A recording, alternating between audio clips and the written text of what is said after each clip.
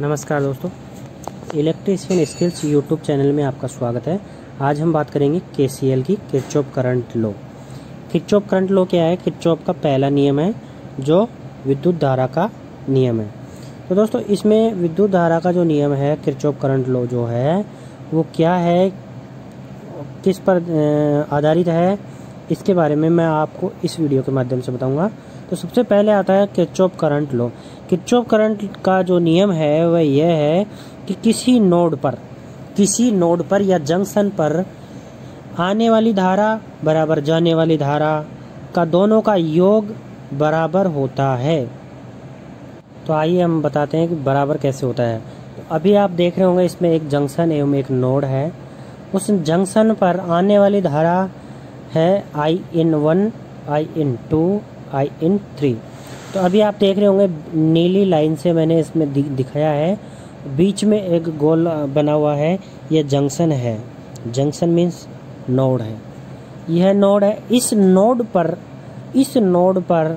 इस जंक्शन पर जो भी धाराएं आ रही हैं, जितनी भी धाराएं आ रही हैं, उतनी ही धाराएं का मान जाने वाली धाराओं के बराबर होगा। यही किरचॉफ का नियम कहता है कि जो I/1, I/2 और I/3 जैसे दिखाया है इसमें नीली लाइन से I/1, I/2, I/3, इन तीनों का योग बराबर I/1, I/1, I/2, I/3 इन तीनों के योग के बराबर होता है। यह किरचॉफ का नियम है।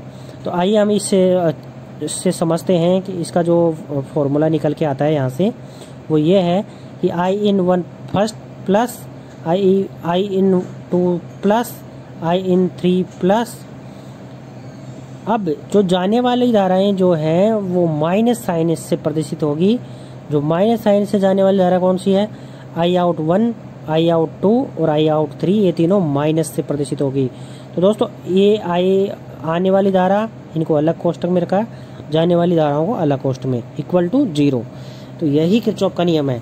अगर आपको अभी भी समझ में नहीं आया है तो आइए हम इसको दूसरे वाले डायग्राम से समझते हैं कि ये एक्चुअल में किरचॉफ का जो नियम है वो किससे है। तो अभी आपके सामने एक दूसरा डायग्राम आने वाला है। जब तक अगर आपने हमारे चैनल को सब्सक्राइब नहीं किया है दोस्तों, तो प्लीज़ हमारे चैनल को सब्सक्राइब जरूर कर लें। तो इस वाले नियम से अभी आपको समझ में आना चाहिए कि the sum of all electric current leaving a node in any electrical network is always equal to 0। तो अगर हम I की बात करें, जो धारा है वो I/1, I/2 और I/3, ये सारी धाराएं जो है आउटगोइंग करंट है, इस नोड से जाने वाली धाराएं हैं। तो ये किसके मान के बराबर होगी दोस्तों? 0 के बराबर होगी, 0 के बराबर होगी। और जो किरचॉफ का करंट का जो नियम है वो किस पर आधारित है? आवेश संरक्षण पर आधारित है। यह जो किरचॉफ का नियम है ये आवेश संरक्षण पर आधारित है।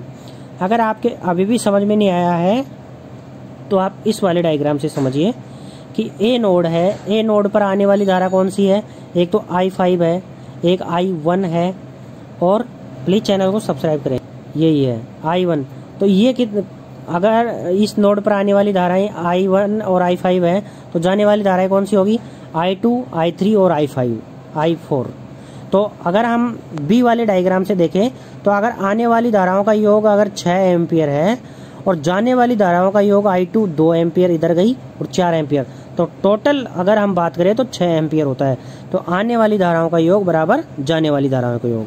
धन्यवाद दोस्तों, ज्वाइन करें।